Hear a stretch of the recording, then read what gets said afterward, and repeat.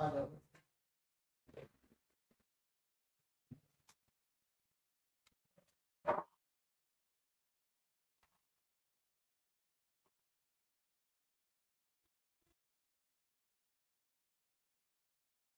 भ्रष्टाचार निवारण नियम अध्ययन किए?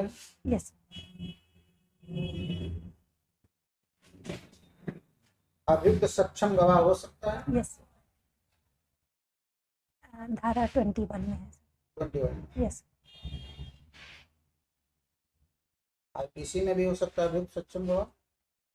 सर आईपीसी का तो नहीं पता सर, सीआरपीसी में है। सीआरपीसी में हो सकता है? Yes sir. क्या शर्त है? सर जब वो लिखित में आवेदन देता है तब सर। यस। ठीक है।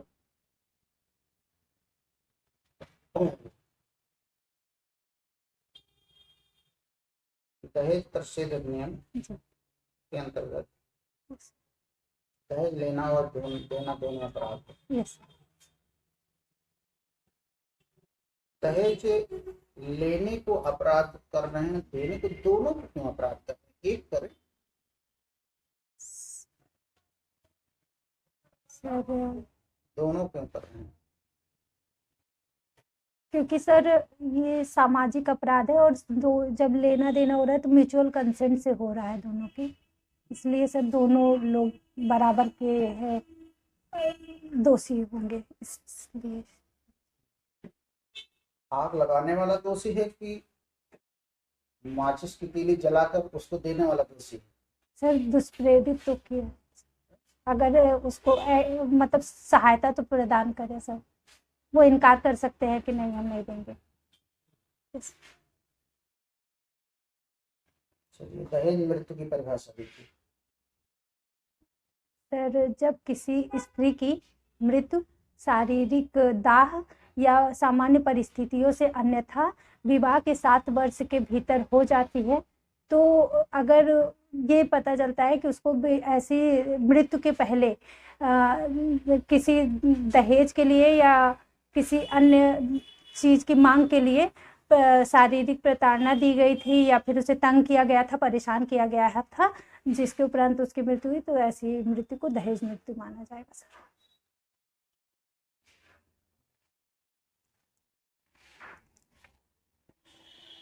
आईपीसी 114A बनाने का क्या कारण है? Sorry sir. Evidence 114A। Sir उसमें ये जो उपधारणाओं के बारे में सर, ये जो लैंगिक अपराधों से संबंधित या अन्य अपराधों से संबंधित जो उपधारणा है उसके बारे में प्रावधान किया गया। केवल एक लैंगिक अपराध? यस सर, लैंगिक अपराध के बारे में उपधारणा के संबंध में प्रावधान किया गया। क्या है बताओ? सर उसमें कहा गया है कि अगर ये है कि स्त्री ने कंसेंट नहीं दी है, वो कहती है कि कंसेंट नहीं दी है, तो ये माना जाएगा कि उसने नहीं दिया है सर। और दूसरा पॉइंट सर इस पॉइंट और साबित करना होगा ना? सॉरी सर, नहीं आ पा रहा है। सेक्सुअल इंटरकोर्स प्रूव्ड होना चाहिए, साबित होना चाहिए, और एक कंसेंट नहीं है ना। यस। अगर दोनों साबित है यस। तो माना जाएगा कि यस। रेप हुआ है। यस। और अभियुक्त बताए कि नहीं हुआ। यस। पूरा नहीं समझा पा रहे।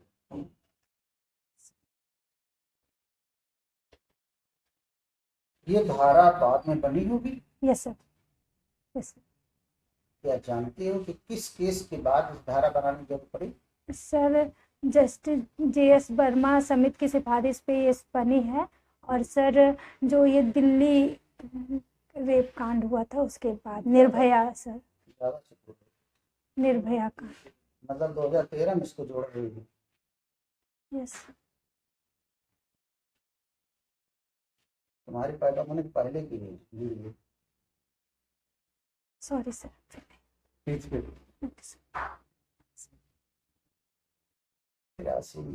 Yes.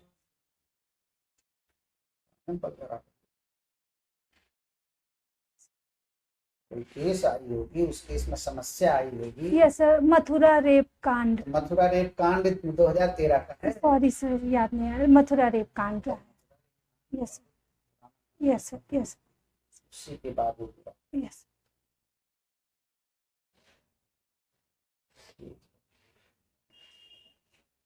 Who is competent witness under Indian Evidence Act? कौन सक्षम साक्षी है साक्ष्य विधि में? सर, प्रत्येक व्यक्ति सक्षम साक्षी हो सकता है जो न्यायालय के प्रश्नों को समझ रहा है और उसका सही से उत्तर दे पा रहा है, वो हर एक व्यक्ति सक्षम साक्षी माना गया है। पर्दानसीन महिला सक्षम साक्षी होगी? सर, पर्दानसीन महिला भी सक्षम साक्षी होगी सर। Yes yes.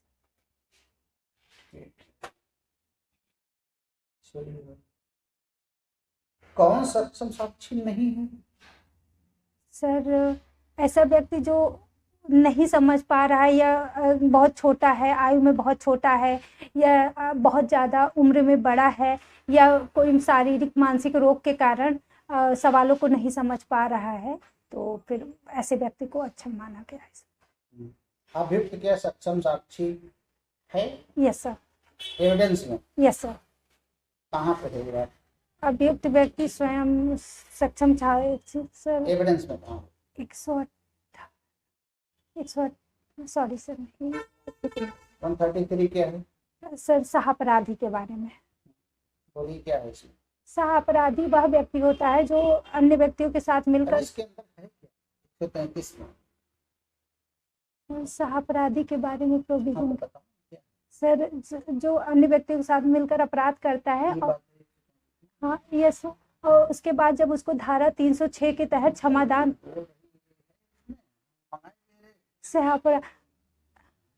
सक्षम साक्षी होता है और मात्र उसके परसाक्ष्य के आधार पर दोषसिद्धि की जा सकती है अगर उसका मतलब यस यस। अपराधी माने अपराधी? यस अपराधी वाले सक्षम साक्षी? यस यस एविडेंस में आया ये? यस उसी में 315।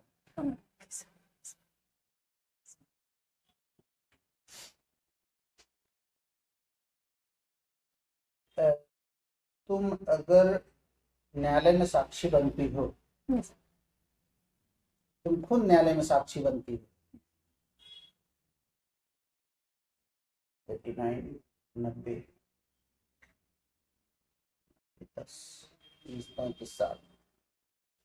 तुम्हारी कोई बेटी है 6 साल की है, तो तुम्हारे अपोजिट साक्षी बन के खड़ी होती है तुम्हारे हस्बैंड के साथ में। यस। तो तुम्हारे गवाह बनने में और उसके गवाह बनने में क्या फर्क है? दोनों को कोई फर्क नहीं, एक ही तरीके से होगा। सर, अगर वो समझ रही है तो दोनों में कोई फर्क नहीं है सर। कोई फर्क?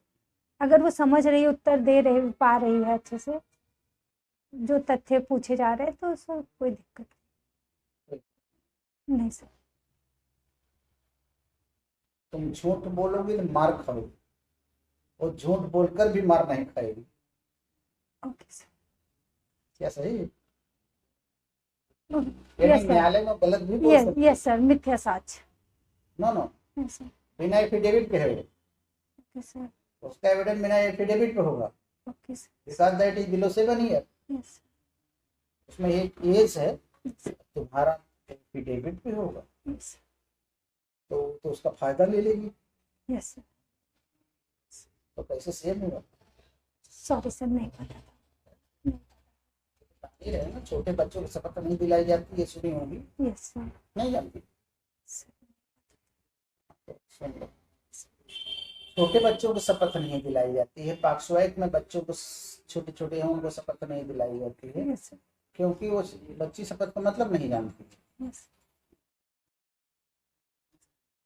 मान लीजिए किसी मामले में तुम इन्वॉल्व हो, तो बच्ची पिता की तरफ से गवाह बनकर तारी मैं पापा के साथ हूँ, तो वो जो बोलेगी वो शपथ पर नहीं होगा, हमारे पास शपथ पर होगी। तुमसे एक गलती के लिए अलग से तुम पर धारा लग सकती है, उस पर नहीं होगी। दोनों में एक फर्क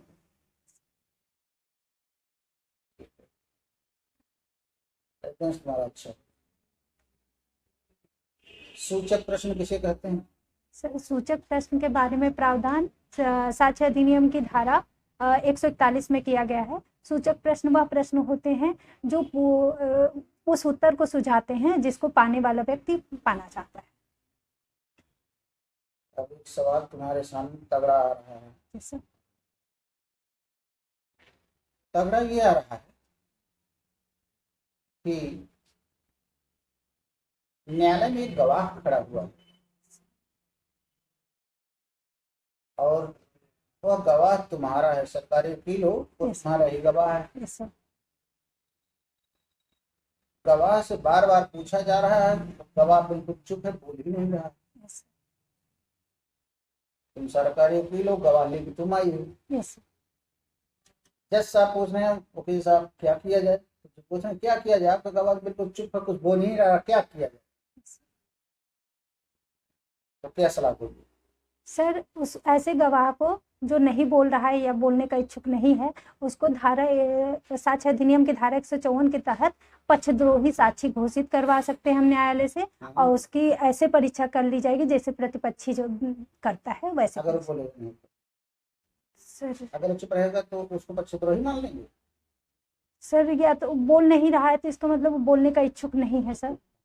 पक्षद्रोही मान लोगे? यस यस सर, पक्षद्रोही घोषित करवा सकते हैं न्यायालय से। ये ला है, ये ला हमको दिखाओ तुम जरा सा किताब में, क्योंकि जज पूछ रहा है, तुमको आ रहा हो तो बता। सॉरी सर, परेशान कर रहे हो सॉरी सर, नहीं आ हमें, मतलब बोर्ड परेशान करो, तुम्हारा नुकसान होगा। रहा। सॉरी सॉरी सर, नहीं आ रहा। जब गवाह नहीं बोलता है उसमें न्यायालय को क्या करना चाहिए, यही प्रश्न है। Yes sir. पूरा सन्न मन बैठा है, न्यायालय को क्या करना चाहिए, यस इसके बारे में एविडेंस एक्ट 148 में व्यवस्था है। यस उसके एक क्लास है, तीसरा चौथा, उसमें व्यवस्था दी गई है। यस जज साहब ये लीजिए, ये व्यवस्था कर दीजिए, इसके खिलाफ यही है। आप इसीलिए चुप है, क्योंकि ये जो बोलेगा तो इसके विपरीत जाएगा, इसीलिए चुप है। ऐसी प्रिजम्पशन कर लेगा सर। उसी गवाह में तुम्हारे बारे में, दुनिया के हर आदमी के बारे में चुप वहीं रहता जहां जान रहा है, हम बोलेंगे हमारे विपरीत जाएगा। इसीलिए स्टीफन ने वही बना दिया ला करके। आदमी कब चुप रहता?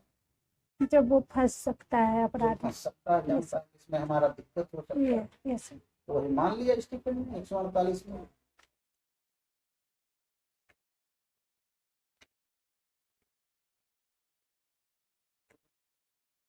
स्वीकृत संस्वीकृत में अंतर? सर, स्वीकृति को साक्ष्य अधिनियम की धारा 17 में परिभाषित किया गया है, जबकि संस्वीकृति को कहीं परिभाषित नहीं किया गया है। स्वीकृति को सर परिभाषित करते हुए कहा गया है कि यह लिखित, मौखिक या इलेक्ट्रॉनिक रूप से अंतर्विष्ट कथन है जो किसी। Okay sir. स्वीकृति जो है सर अंतर। कहाँ जा रहे हो? सॉरी सर, कोई भी व्यक्ति कर सकता है जो 18 से 20 में वर्णित है, और संस्कृति केवल अभियुक्त व्यक्ति कर सकता है। एक छोड़ो बस वो। नहीं गर्दन कहाँ? एरिया ऑफ इंटरेस्ट और कुकिंग खाना बनाती है, Yes, कोशिश करती है, बनाती है। sir. कुकर देखते हो? Yes, sir. Yes, sir. कितने लीटर वाले कुकर में खाना बनाई हो? सर 3 लीटर वाले में भी, 5 लीटर वाले में। अगर पढ़ाई से टाइम कम बचता है तो क्या बनाती हो? सर दाल चावल और आलू का भरता या फिर सब्जी चावल। चल चल। यस 10 आदमी को खाना बनाना होगा, बना लो। यस सर, बना। Yes. कुछ अलग विशेष नहीं बना सकते, नॉर्मल जो खाना दाल चावल ये सब बना सकते। 10 आदमियों में नमक डालने के बारे में क्या आपको सिखाया जाए, कैसे डालोगे? सर अगर दाल बन रही है तो सर अंदाज के ही डालेंगे या चम्मच से सर उसका। इसकी कोई किताब आई नहीं अभी तक? नमक कितना डाला जाए? नहीं सर, स्वाद अनुसार कहते स्वाद हैं। अनुसार, यस सर। मिला के आदमी के अनुसार, पानी के अनुसार। Yes sir. ठीक। यस तुम्हारा जो है वीकनेस तुम्हारा इमोशन है, यस भाव हो जाती है।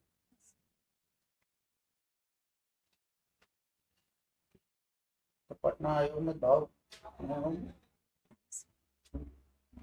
रोने में नहीं लगो कि हमें नंबर दीजिए। नहीं सर, ईमानदार भी थोड़ा बहुत है। थोड़ा बहुत, यस बाकी बेईमान। आज तुम भारत में ईमानदारी का कोई उदाहरण जो ईमानदार करते हैं लोग, ईमानदार लोग कहते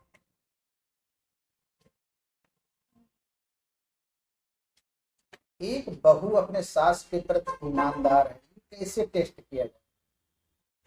हैं, तो जब सास लोग खुश रहेंगे।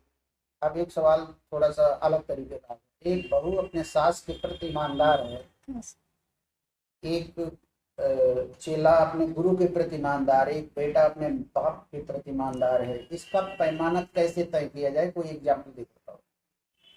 क्योंकि तुमने ऑनेस्ट भरा है। सर, वो लोग जो कह रहे हैं उनकी बातों को मान रहे हैं, तो सर उनकी बातों को मान रहे हैं और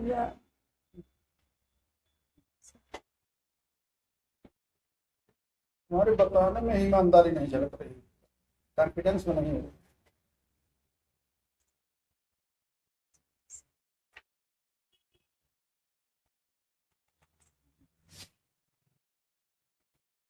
इलाहाबाद में कभी दूधिया से दूध लिए?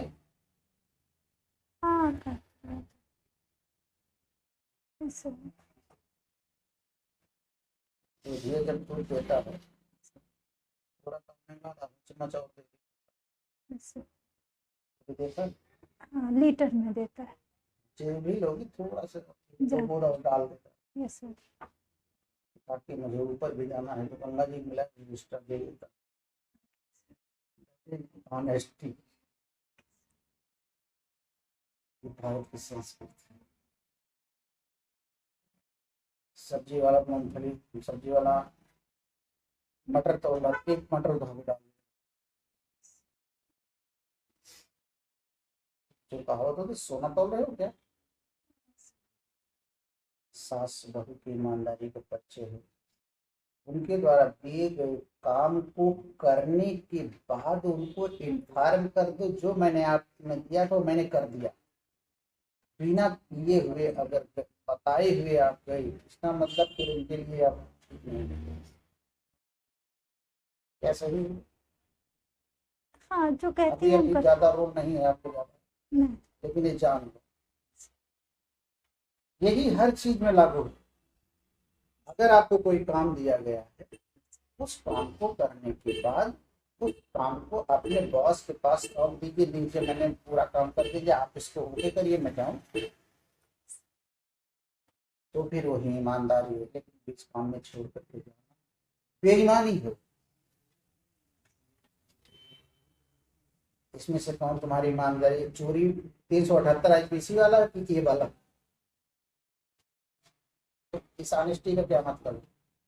सर कि मतलब जो मेरा लक्ष्य है उसके प्रति ईमानदारी, या फिर सर अब लगे हुए हैं तो कहीं ना कहीं एक ही लक्ष्य है तो। बोलना भी ईमानदार नहीं सर, मतलब कि अब उसी के प्रति और तो कुछ मुझे याद नहीं आ रहा है सर कि ऐसा कुछ है।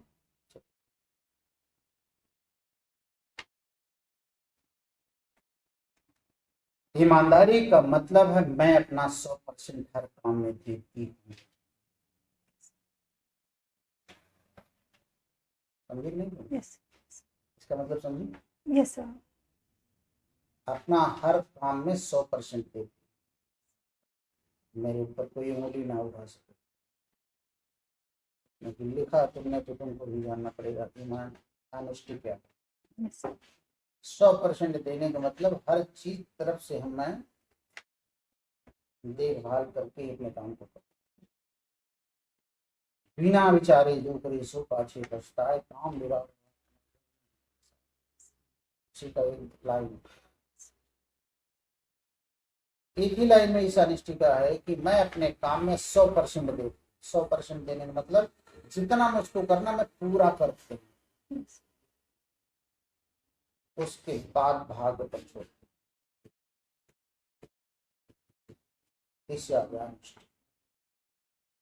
हार्ड वर्किंग का मतलब है अपने काम को समय से पहले में खत्म कर, 10-11 बजे है नहीं 12 बजे तक नहीं। सोने का टाइम अगर 9 बजे तो 9 से मैं 9:15 हो सकती हूँ 11। अपने काम को टाइम पर पूरा करना ही आपकी हार्ड वर्क, बिना हार्ड वर्क के पूरा ही नहीं हो सकता। पर डे वो पूरा टाइम नहीं मिलेगा, मिलेगा मिलेगा।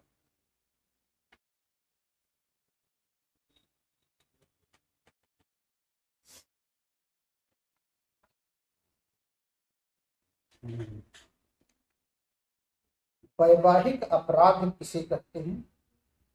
सर जो विवाह के पश्चात पक्षकार, कोई एक अपराध, विवाह के पश्चात जैसे सर दहेज हत्या हो गई, सर क्रूरता हो गई, सर ठीक सर